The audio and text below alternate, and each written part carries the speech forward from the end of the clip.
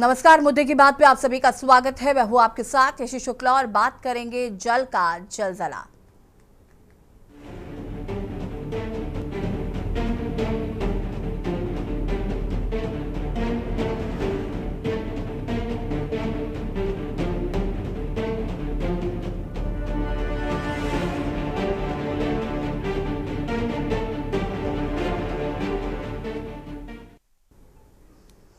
उत्तर प्रदेश में मानसून आफत बनकर आया, लेकिन इस प्राकृतिक आपदा के बीच जो सबसे बड़ी मानवता निर्मित त्रासदी सामने आ रही है वो है प्रशासनिक शून्यता, सिस्टम का मुकम्मल फेलियर।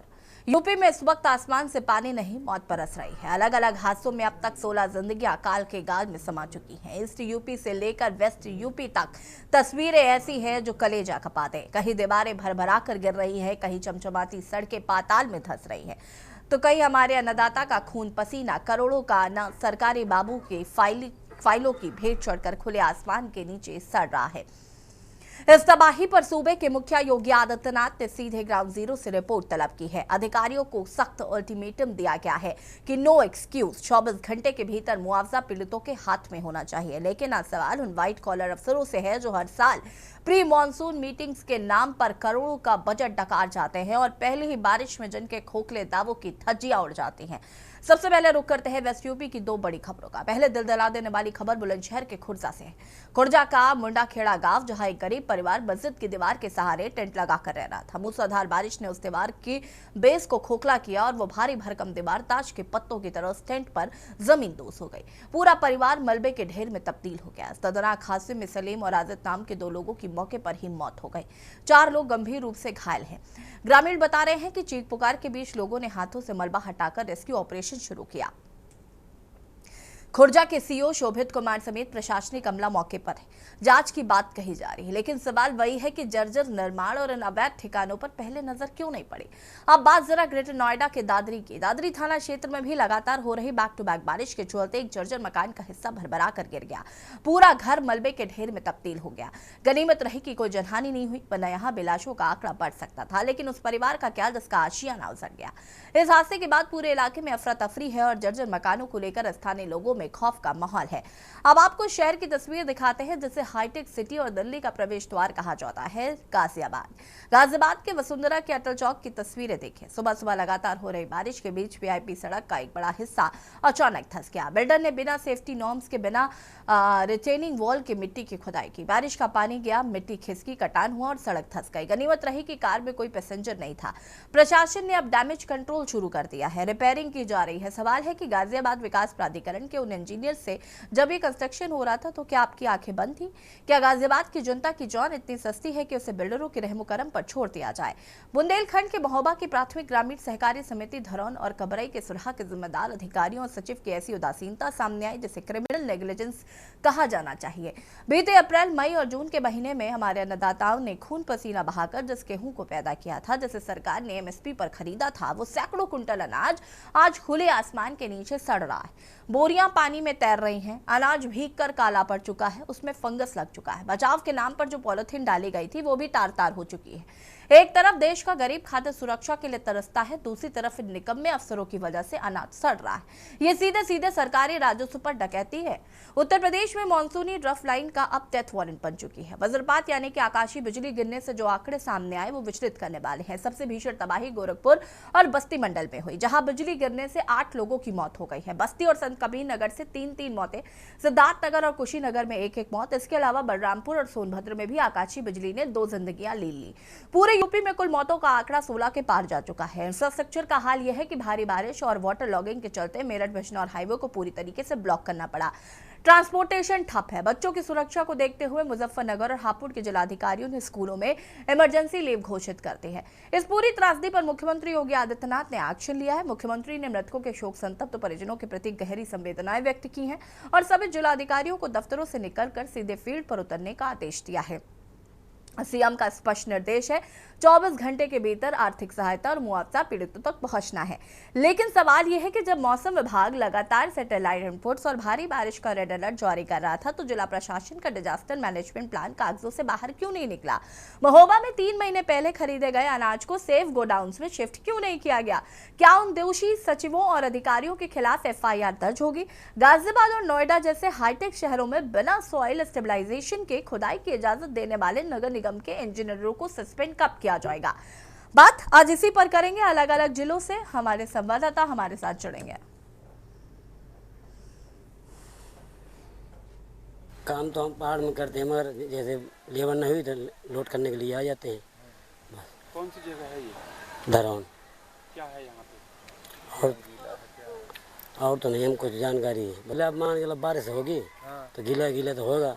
इतनी कल इतनी बारिश हुई है और ऊपर से ढका हुआ है, नीचे तो पानी आ जाएगा। कब से रखा ये गेहूँ? गेहूँ अभी हमको नहीं मालूम भाई, जो परमानेंट पड़ेदार हैं वही बता सकते हैं कब से है कब से नहीं है। ये धरौन सोसाइटियाँ हैं और टाइम से गल्ला गाड़ी ना आने के कारण, टाइम से गल्ला ना उठने के कारण और मौसम मानसून अधिक बरसने के कारण ये यहाँ भी व्यवस्था ये करवाई गई हैं, पन्नी अन्नी डली हुई हैं। अब मौसम बरस रहा है पानी, तो इसके कारण अब ऊपर से तो ढका हुआ है, अब नीचे से दिक्कतें तो हो रही है, बोरी वोरी डिस्टर्ब हो रही हैं, ख़राब हो रही हैं। ऐसा ये हुआ था कि मैं अपने मकान पे अभी वॉशरूम करने गया था और अचानक एक दीवार गिरी, हमें आवाजाही में शायद कोई एक्सीडेंट हो गया। और जब वहाँ हमने जाके देखा तो उसमें दीवार गिरने से ये और हमें सूचना मिली कि इसमें 6 लोग हैं। तो हमने जल्दी जल्दी हथौड़े मंगवाए, सब्बल मंगवाए, उससे हमने ईंटों को तोड़ा। लोगों का और भी लोग आगे, उन्होंने भी दीवार को हटाई और ये हम सब भैया थे वहाँ पर, इनके भैया का भी सहयोग मिला। जल्दी जल्दी करके ये हमने 4 लोग वहाँ से निकाले, जिसमें कि 2 इनके एक्सपायर हो गए दोनों, और 2 एक बेटी है और एक माँ है, वो उनका इलाज चल रहा है अभी, उनकी हालत सीरियस है। कितने लोग घायल थे और दीवार कहाँ की? ये पुराना स्कूल था सरकारी और ये नीलामी में बिक चुका था, इसका मलबा भी बिक चुका था। जिसने ये नीलामी में लिया था उसकी दीवार उसने ज़्यादा नीचे खोद दी थी, उसके कारण दीवार में मट्टी न भरने के कारण मस्जिद की दीवार थी बराबर में, वो दीवार बारिश के कारण गिरी है। इनका तंबू लग रहा था पिन्नी का, और वो तंबू के नीचे ये खाना खा रहे थे अभी, और वो तंबू दीवार जो है वो इनके ऊपर गिरी है। थाना खुर्जा नगर के ग्राम मुंडा खेड़ा में शाम करीब 5 बजे एक दीवार गिरने की सूचना मिली थी, जिसमें तत्काल पुलिस टीम, फायर सर्विस की टीम, प्रशासन की टीम मौके पर पहुंची थी। इसमें एक खाली प्लॉट है ग्राम मुंडा खेड़ा में, इसमें एक दीवार है। दीवार के सहारे ही 2 परिवार जो कि थाना नरसिना के ग्राम चंदियाना और एक परिवार थाना खुर्जा नगर ग्राम ढाकर का रहने वाला है, ये टेम्पररी रूप से टेंट लगाकर इसमें रह रहे थे। ये अत्यधिक बारिश होने के कारण किसी वजह से दीवार अचानक से गिर गई, जिसमें कुल 6 लोग दबे थे। सभी को तत्काल अस्पताल भिजवाया गया, जिसमें 4 लोग घायल हैं तथा 2 की दुखद मृत्यु हुई है। और ग्राउंड जीरो से हमारे संवाददाता हमारे साथ अलग अलग जिलों से मौजूद हैं। मनीष तिवारी संवाददाता लखनऊ से हमारे साथ जुड़े हुए हैं, डॉक्टर सुनील पांडे मौसम वैज्ञानिक, डॉक्टर अनिरुद्ध पांडे मौसम विशेषज्ञ, मनोज कुमार प्रजापति संवाददाता दिल्ली से, अशोक द्विवेदी संवाददाता नोएडा से, जयवीर मावी गाजियाबाद से, अनिल बेड़ा बुलंदशहर से, मधुर दरबारी प्रयागराज से हमारे संवाददाता हमारे साथ जुड़े हुए हैं। शुरुआत सबसे पहले मनीष तिवारी जी से करते हैं। मनीष जी, जिस तरीके से समूचे उत्तर प्रदेश की बात करें तो अब तक 16 लोगों की मौत इस बारिश में हो चुकी है। साथ ही साथ जगह जगह से जो खबरें आ रही है, कहीं पर अनाज किसानों का सड़ रहा है तो कहीं पर सड़कें जलमग्न हो चुकी हैं, आकाशीय बिजली से 16 लोगों की मौत हो चुकी है। इस तरीके की तस्वीर जो है समूचे उत्तर प्रदेश में देखने को मिल रही है। सूबे के मुख्यमंत्री योगी आदित्यनाथ लगातार निर्देशित कर रहे हैं अधिकारियों को, लेकिन फिर भी धरातल पर काम नजर नहीं आ रहा है।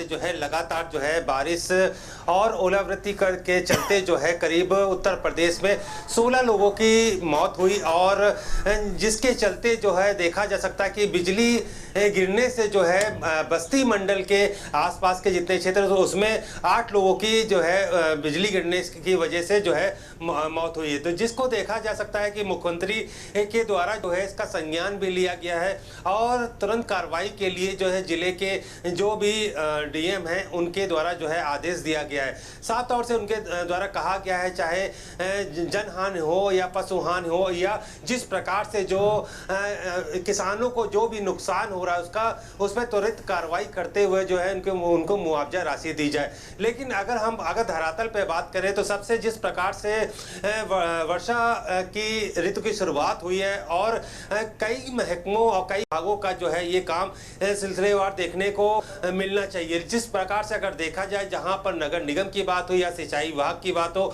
तो सभी को जो है अपने वर्षा से के पहले से जो है जैसे ही मानसून का मौसम आता है उससे पहले से ही उनको तैयारियां पूरी कर लेनी चाहिए। लेकिन जिस प्रकार से कल ही अगर बात की जाए सिंचाई विभाग के द्वारा जो काम मानसून से पहले कराने चाहिए थे, चाहे वो नहर के हो या वहाँ पर बांधों के काम हो, जिस प्रकार से जिन जिलों में बाढ़ आ जाती है या वहाँ पर काफ़ी लोग जो है प्रभावित होते हैं, तो उनके द्वारा जो उस बजट को रोक के रखा गया और रोकने के बाद जो है उनके भ्रष्टाचार कह सकते हैं उनकी प्लानिंग के तहत अब मानसून चालू होने के बाद उस बजट को जो है पारित किया गया। और वहीं पर अगर देखा जा सकता है कि अब मानसून की शुरुआत हो चुकी है, तो उस बजट के पारित होने के बाद किस प्रकार का काम होगा वो आप भी समझ सकते हैं। वहीं पर अगर देखा जाए नगर निगम का काम, नाले और नालियों की सफाई को लेकर के, तो वो कहीं ना कहीं वो भी धरातल पर नहीं दिख रहा है। जिस प्रकार से जो है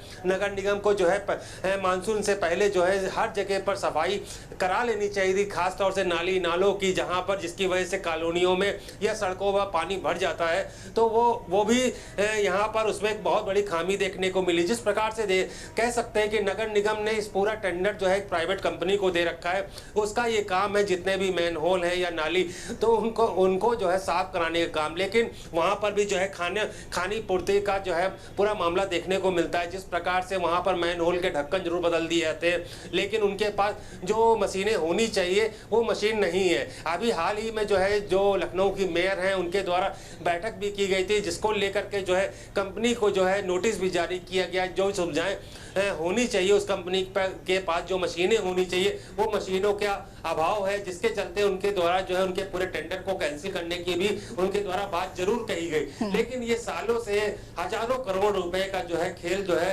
हमेशा चलता हुआ नजर आ रहा है। आम जनता हमेशा इसमें पिसती है। जिस प्रकार से देखा जा सकता है कि बारिश होते ही जो है लंबे लंबे जाम लगते हैं, सड़कों पर जो है पानी भर जाता है, लोग जो है रोड पर चलना उनके लिए दूभर है इस समय। तो कह सकते हैं कि इन लापरवाहियों के चलते और उनके इन कारनामों के, इन विभागों के कारनामों के चलते आम जनता जो है पिसती हुई नजर आती है। और जिस प्रकार से वर्षा और मानसून की बात की जाए तो किसान हालांकि काफी परेशान है ही हैं। बिजली का और जहां से बिजली गिरी उनकी वजह से मौतें हुई हैं, बाकी अन्य कारणों की वजह से मौतें हुई हैं। तो कह सकते हैं कि मुख्यमंत्री संज्ञान जरूर ले रहे हैं, आदेश जरूर जारी कर रहे हैं, लेकिन जो अधिकारी अफसर हैं वो जो है अपनी मनमानी कर रहे हैं। जी ठीक है, आपका शुक्रिया तमाम जानकारी साझा करने के लिए। बाकी सभी हमारे साथ बने रहेंगे और चर्चा को आगे बढ़ाएंगे और बात कर रहे हैं जिस तरीके से आफत की बारिश बरसती हुई नजर आ रही है। जगह आपको बता दें कि उत्तर प्रदेश में 16 लोगों की मौत इस बारिश में हो चुकी है। रुकेंगे छोटे से ब्रेक के लिए और हासिल होता है। आप देख रहे हैं के न्यूज़, खबरों का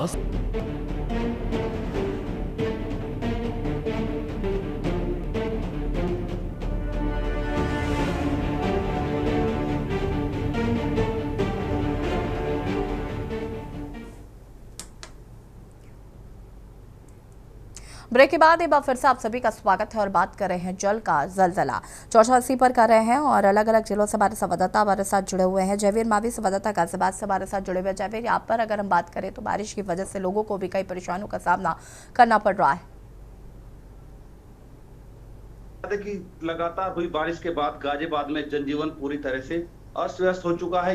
यहाँ अगर गाजियाबाद की बात करें तो तमाम जगह पर जो अंडरपास थे, जो पानी के जो रेलवे के अंडरपास बनाए गए थे, वहां पर जल भरा हो चुका था और लोनी की जो सड़कें थी वहां पर ऐसा जल भरा हो चुका था कि तमाम जो वाहन थे पानी में फंस रहे थे और बंद हो रहे थे, खराब हो रहे थे, जिसके लिए जो यहाँ पर ट्रैक्टर का सहारा लिया गया और लोगों ने आपदा में भी अवसर ढूंढा और बंतला फ्लाईओवर से लेकर लोनी के लिए ट्रैक्टर चलाए गए जिसमें जो यात्री थे या जिन लोगों को लोनी जाना था उन लोगों को ट्रैक्टर के सहारे जाना पड़ा। ऐसा ही नजारा लोनी के शिवहर मेट्रो स्टेशन से देखना पड़ा, जहां पर लोगों को ऑटो की बजाय ट्रैक्टर ट्रॉली में सवार होकर अपनी यात्रा पूरी करनी पड़ी और ट्रैक्टर का किराया उन्हें देना पड़ा। तो तमाम जगह पर ऐसी समस्याएं आई हैं। वाटर लॉगिंग के चलते तमाम जगह पर जो बिजली आपूर्ति रही है बाधित हुई है। वहां पर कई जगह पर खंभे गिरने की सूचना है, कई जगह मकान भी गिरे। वहीं एक बड़ी जो आपदा कहेंगे, 3 वर्ष की जो मासूम बच्ची थी वो बारिश के पानी में डूबकर, जो घर में पानी भरा हुआ था, इतना पानी यानी कि लगभग 2 से 3 फुट पानी घरों में भी भरा और 3 वर्ष की बच्ची पानी में डूबकर जिसकी मौत हो गई। वहीं लोनी के अंकुर विहार एसीपी कार्यालय के बाहर जो नाला है उस नाले में से एक शव निकल कर आया था जिसको पोस्टमार्टम के लिए भेज दिया। हालांकि अभी पुलिस इस बात की पुष्टि नहीं कर रही है कि वो पानी में डूबकर मरा है या उसको मारकर यानी कि हत्या कर उसको नाले में डाला गया था। तो तमाम ऐसे कारण इस बारिश के चलते रहे। जो आपदा यहाँ पर बारिश की आई है वहां पर सड़कें जलमग्न है। अभी भी कहे तो कई जगह पर ऐसी है कि वहां पर वाहनों का पानी में निकलना संभव नहीं हो पा रहा है। तमाम अंडरपास पानी के भरे हुए हैं और आम लोगों को काफी समस्याओं का सामना करना पड़ रहा है। कई जगह पर मकान गिरने की भी सूचनाएं, जो दीवार हैं उनकी सूचनाएं आई हैं, जिससे चलते कहा जा सकता है जो बारिश है कहीं ना कहीं एक आफत लेकर आई है, जिससे जनजीवन पूरी तरह से अस्त व्यस्त है। और इसको समझने में यदि जिस तरह से जो बारिश की हम बात करें, लगातार 5 दिन का रेड अलर्ट गाजियाबाद में घोषित किया गया है। अगर इसी तरीके की बारिश आती है तो आने वाले समय में और ज्यादा समस्याएं यहाँ लोगों को झेलनी होंगी। तमाम तरह की समस्याओं का सामना लोगों को करना पड़ेगा। वर्तमान की बात कर रहे हैं तो जिस तरह से जो बारिश अभी कुछ घंटे की आई है, इस बारिश से लगातार जनजीवन पूरी तरह से अस्त व्यस्त है और लोग पूरी तरह से बेहाल हैं और कहीं ना कहीं जो आम जनजीवन है उस पर प्रभावित हो रहा है। लोगों को घरों से निकलने में तमाम समस्याओं का सामना भी करना पड़ रहा है। जी, अनिल मीणा हमारे साथ बुलंदशहर से संवाददाता जुड़े हुए। अनिल, यहाँ पर क्या स्थिति, बहुत कम शब्दों में अपनी बात को पूरा करेंगे। जी देखिए, जैसे बिल्कुल मैं आपको बता दूं, जनपद बुलंदशहर की बात करते हैं। जनपद बुलंदशहर के खुर्जा में बूढ़ा खेड़े में तेज बारिश होने के कारण जो मस्जिद की दीवार गिरने से 2 लोगों की मौत हो गई थी मौके पर ही। और बात की जिसमें कि इलाज के दौरान एक महिला की मौत हो चुकी है। हालांकि जनपद बुलंदशहर में कई जगह मकान गिरे हैं। अगर बात की जाए तो अगर रामघाट में मकान की दीवार गिरी है जिससे कि वहां भी एक महिला की मौत हुई है। तो लगातार जनपद बुलंदशहर में बारिश का कहर कहीं ना कहीं देखने को मिला है। प्रशासन की अगर बात करें तो प्रशासन दावे जरूर कर रहा है कि व्यवस्था पूरी कर ली गई है, लेकिन कहीं ना कहीं जो कागजों में ही वो व्यवस्था पूरी कर ली गई है, लेकिन जमीनी हकीकत की जैसी बात करें तो जमीनी हकीकत पर व्यवस्था पूरी तरह से फेल है। और लगातार प्रशासन अपनी जो बातें जो लगातार बड़े बड़े दावे कर रहा है उन पर पूरी तरह से फेल दिखाई दे रहा है। तो लगातार देख सकते हैं अगर प्रशासन ने अगर अभी भी तैयारियां पूरी नहीं की तो हो सकता है कि जिस तरह से जो बारिश का कहर जनपद बुलंदशहर में अभी देखने को मिला है, जो पहली 24 घंटे की बारिश हुई है, उसमें आने वाले समय में और भी बड़ी घटनाएं हो सकती है। तो इससे प्रशासन को इन घटनाओं से सबक लेना चाहिए और प्रशासन को व्यवस्था पूरी करनी चाहिए, जिससे कि जो जलभराव की जो व्यवस्था जो परेशानियां और जल्द से जल्द उससे निपटाया जा सके। अब देखना यह होगा कि इन जो 4 मौतें जनपद बुलंदशहर में हुई हैं बरसात के कारण, इनसे प्रशासन सबक लेता है या नहीं लेता, ये तो आने वाला होता है। लेकिन फिलहाल की अगर बात करें तो 24 घंटे की जो बारिश हुई है उसने पूरे जनपद बुलंदशहर हिला के रख दिया। जी अभी ठीक है, हमारे साथ डॉक्टर माफ कीजिएगा अशोक द्विवेदी संवाददाता नोएडा से जुड़े हुए। अशोक, नोएडा की बात करें तो यहाँ पर क्या कुछ स्थिति है? हाँ ये बिल्कुल मैं आपको बता दूं, ये जो अभी अगर देखा जाए तो मानसून की पहली बारिश है जो कि नोएडा और ग्रेटर नोएडा के जनजीवन को अस्त व्यस्त करके रख गया है। वही मैं आपको बता दूं कि दादरी में जो है निर्माण हुआ मकान जो था वो बताया जा रहा है पुराना मकान था, लेकिन उसकी दीवार जो भरभरा के गिर गई।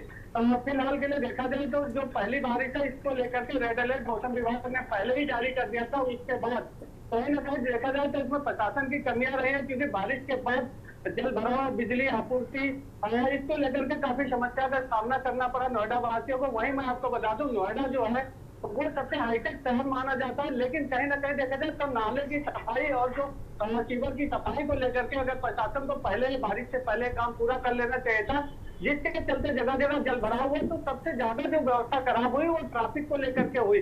बताया जा रहा है कई घंटे तक लोग यहाँ जाम में फंसे रहे, देर रात तक जाम में फंसे रहे।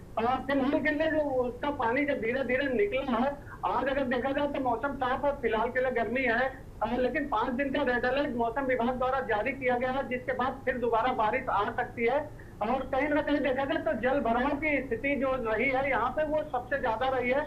जिसके चलते ट्रैफिक और बिजली आपूर्ति की बिजली 12-12 घंटे तक यहाँ गुल रही है कई सेक्टरों में लेकर। और कहीं ना कहीं देखा जाए तो वहीं अगर बिजली अधिकारी को फोन किया जाता था तो फोन भी स्विच ऑफ करके बैठे थे बिजली अधिकारी। वाला देते थे कि जो ट्रांसफार्मर है वो जमीन में रखे हैं, वहां पे पानी भर गया, जिसके चलते बिजली का सही नहीं किया जा सकता है, सप्लाई नहीं दी जा सकती। तो करीब 12-12 घंटे तक बिजली गुल रही है और जनजीवन जो है पूरी तरह से चरमरा के रख दिया। पहली बारिश थी है नोएडा की, तो नोएडा और ग्रेटर नोएडा में देखा जाए तो जो तीनों प्राधिकरण है, चाहे नोएडा प्राधिकरण हो या ग्रेटर नोएडा प्राधिकरण या यमुना प्राधिकरण हो, तीनों प्राधिकरणों में लाखों करोड़ों का बजट आता है जो कि जल भराव की स्थिति को संभाला जाए या बारिश से आने वाली आपदा को संभाला जाए। लेकिन कहीं ना कहीं देखा जाए वो सारे दावे जो अधिकारियों के हैं वो खोखले नजर आए, वो सब कागजों में ही खाना पूर्ति किया जाता है, जिसके चलते जनजीवन तो अस्त व्यस्त कर दिया और जनता को भारी समस्या का सामना। ठीक है अशोक जी, मधुर दरबारी हमारे साथ प्रयागराज से जुड़े हुए। मधुर, प्रयागराज की बात करें तो यहाँ पर क्या स्थिति है? जी